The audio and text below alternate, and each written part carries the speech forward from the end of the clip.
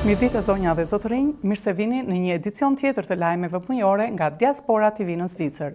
Unë jam Brikela Andrea dhe ju prezantoj titujt kryesor.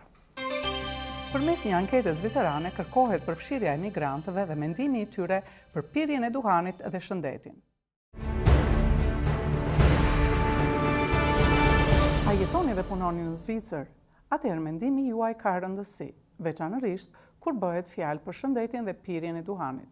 Shoqata zvicerane për kontrollin e duhanit dhe Universiteti i Bernës kanë lançuar anketën PATHS të hartuar posaçërisht për njerëzit me prejardhje migrimi. Kjo është e shpejtë, anonime dhe ndihmon në formësimin e politikave gjithëpërfshirëse shëndetësore. Ju lutem merrni pjesë.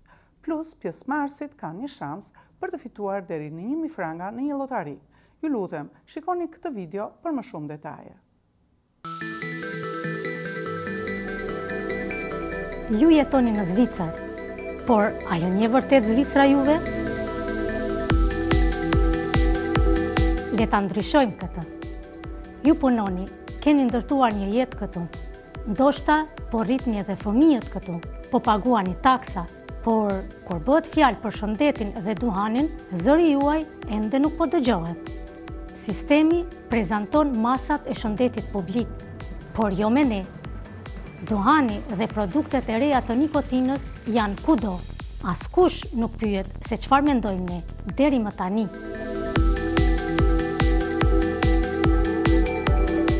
Ne po lançojmë një anketë të re të rëndësishme.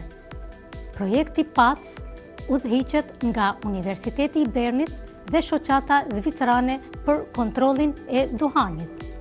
Është një anketë e thjeshtë dhe e re për mënyrën se si ne e shohim shëndetin, duhanin dhe nikotinën.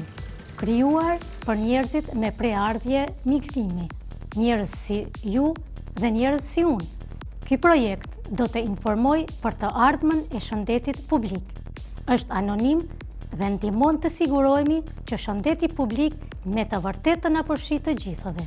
Plus ka një llotari, mund të fitosh deri në 1000 franka.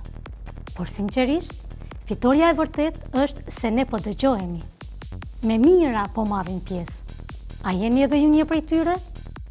Apo jeni ende duke pritur që dikush tjetër t'ju përfaqësoj? Merrni anketën PATHS tani. Është e lehtë për ta bërë. Skanoni kodin QR ose klikoni linkun. Informohuni dhe krijoni një të ardhme më të shëndetshme. Të dashur shikues dhe dëgjues të televizionit Diaspora TV.